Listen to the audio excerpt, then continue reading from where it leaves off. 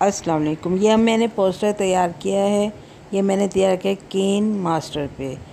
केन master में बहुत सारी ऑप्शन हैं जो आपके पोस्टर को बहुत अच्छा बेहतरीन बना सकती है।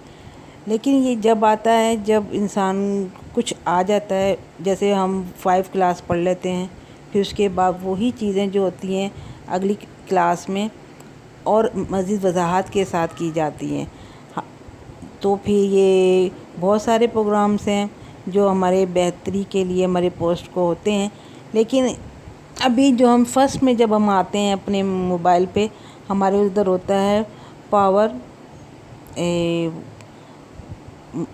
डायरेक्टर होता है, वो हमारा बेसिक होता है। अगर वो प्रोग्राम आपको आता हो तो बाकी जो दूसरे जो बड़े प्रोग्राम हैं वो आपको समझने में आसानी रहती है।